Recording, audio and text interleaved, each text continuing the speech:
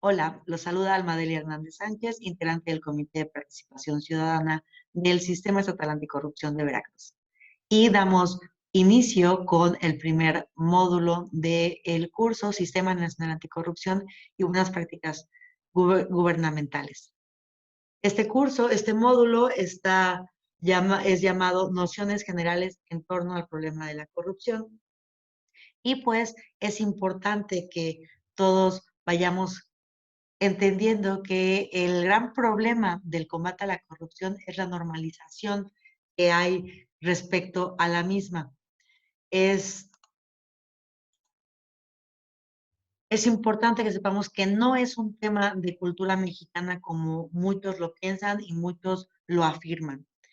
Para la mayoría de las personas, el funcionamiento del aparato público y de la sociedad en general tiene que pasar por un mecanismo de destrave en el que se mueven de manera que se mueven paralela al marco normativo. De esta perspectiva, parece que hay un pacto secreto entre las personas para cometer actos por encima de la ley, a espaldas de las autoridades, y estas mismas autoridades que sirven de conducto para la comisión de actos de corrupción.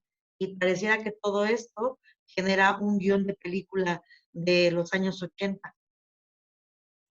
En este módulo abordaremos la problemática de la corrupción en México, sus nociones y la innegable correlación que existe entre el corruptor corruptible, que es el gatillo indispensable para detonar el gran problema de la corrupción. Es el que desnuda el hecho de que para que se cometa un acto de corrupción se requieren por lo mínimo dos.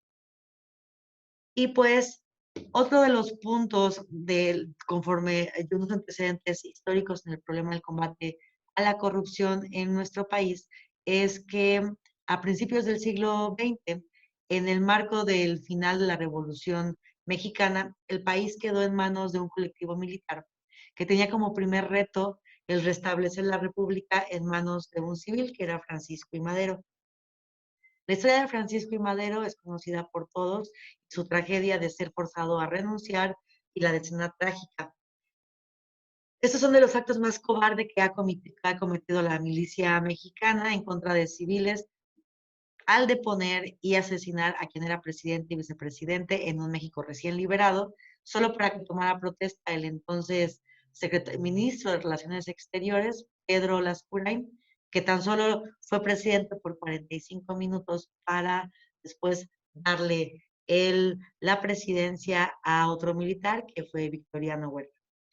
Pues no entraremos en detalles sobre lo que hizo o no hizo Huerta, pero a mi parecer este es el nacimiento de la nueva República Mexicana y que origina todo lo que se avecinó en los siguientes años. ¿Qué fue lo que sucedió en los siguientes años? Es que pues, bueno, siguió existiendo un régimen militar democratizado en el país, el cual forjó su propio partido político y se iba transmitiendo el poder conforme a la propia constitución, hasta que el presidente Lázaro Cárdenas pugnó porque su sucesor fuera un civil. Sin embargo, los herederos de la revolución aprendieron muy bien el camino y conformaron lo que se denominó por años la nomenclatura, siendo el último de los herederos de este movimiento el presidente Miguel de la Madrid Hurtado, quien tuvo que ajustar una serie de medidas como la promulgación de la Ley Federal de Responsabilidades de los Servidores Públicos para dejar en claro que ser servidor público no era un privilegio, sino una responsabilidad y que había que dar cuentas por ello. Aunque en este punto de la ley que fue promulgada con el presidente de la Madrid, era con la mejor de las intenciones, pues no fue viable porque no carecía de los mecanismos para ejecutarla y pues su eficacia se vio mermada. Pero bueno, aquí lo que podemos notar es que es el primer paso que podemos notar que se empieza a dar por el combate a la corrupción, por el combate a la impunidad, que como ustedes lo podrán notar después, es que creo, siempre repito que la impunidad es lo que más nos lastima como sociedad y que si no existiera tanta, pues bueno, también no existirían tantos actos de corrupción.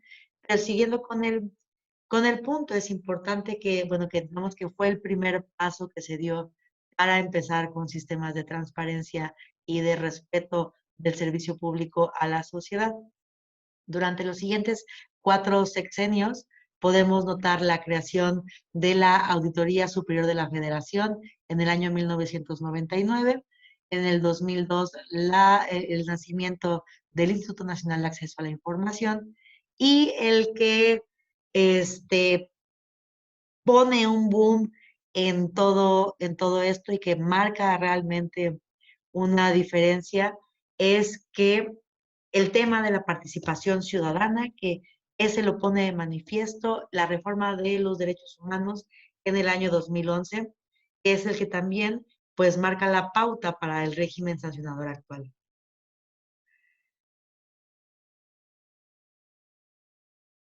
Si yo les preguntara a cada uno de ustedes qué significa corrupción, pues seguramente tendría diversas perspectivas. Si yo les cuestionara sobre si la corrupción tiene justificación, habría muchas opiniones y las mismas también se verían influenciadas por temas demográficos, económicos, sociales, geográficos, etcétera. Es por demás. Definir la corrupción no es complicado, pero la percepción que se tiene de la misma no ayuda mucho. Su situación es similar a términos que todos usan, pero que a la hora de definir pocos entienden.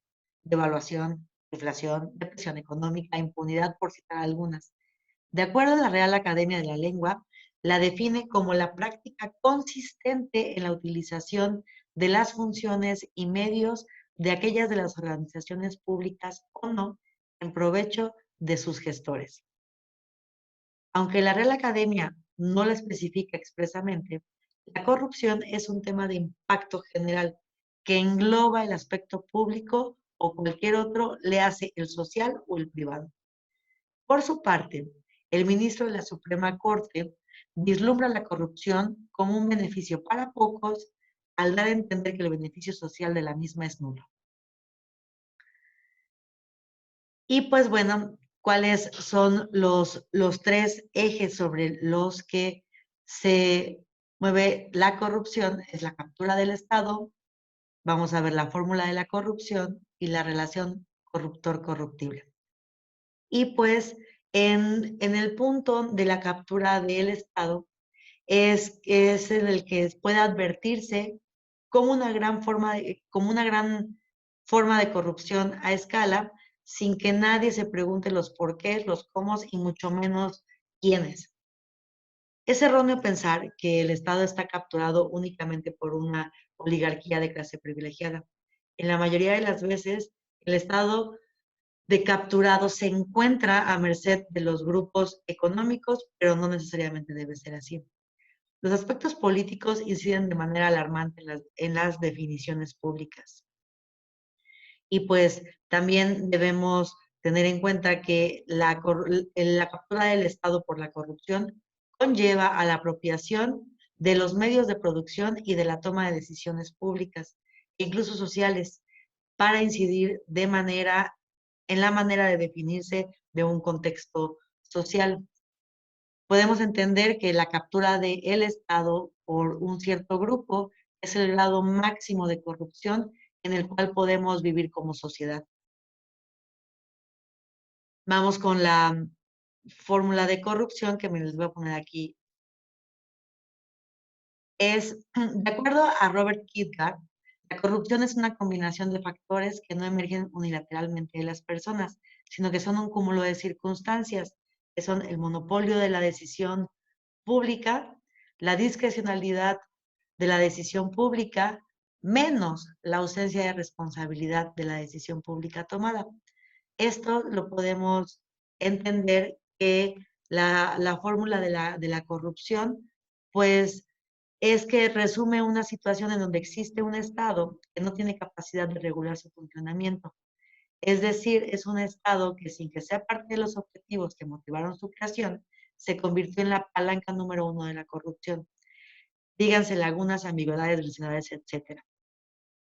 Y pues Aquí es entender que el monopolio de una decisión pública, pues eso principalmente pues, le pertenece al, al Estado y esas, las autoridades o los servidores públicos que tomen decisiones, que esas decisiones sean manejadas con discrecionalidad, pero que al ellos ejercer en este caso, en el supuesto caso de que existiera un acto de corrupción, el hecho de que no exista una responsabilidad sancionadora para este acto que están haciendo, pues es nuevamente lo que da como resultado la corrupción y la impunidad. Aquí es importante que también tomemos en cuenta que la ley es muy importante que la conozcamos para saber cuáles son los parámetros en los cuales podemos movernos, cuáles son nuestras responsabilidades y nuestras obligaciones. Porque, digo, recordemos que en la Alemania nazi, con los juicios de Nuremberg, aquí nos enseñan que se pueden cometer los actos más atroces en el marco de la ley, cumpliendo con ellas, en la que los servidores públicos, fiscales y jueces actuaron únicamente cumpliendo la ley y por obediencia pura a la misma.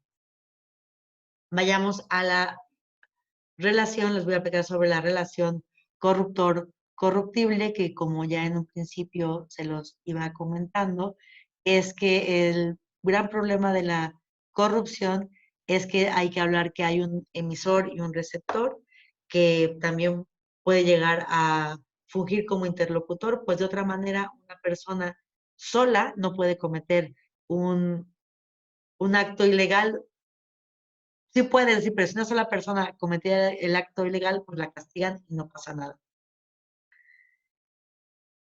La relación corrupto-corruptible es una teoría añeja que versa sobre la premisa acción-reacción, imperante en esquemas jurídicos de relaciones tripartitas, que es el ejecutor, una víctima y una figura sancionadora que evidencia la relación corruptible. Pero además refuerza la teoría de que la corrupción es sistémica y captura al Estado en todas sus aristas.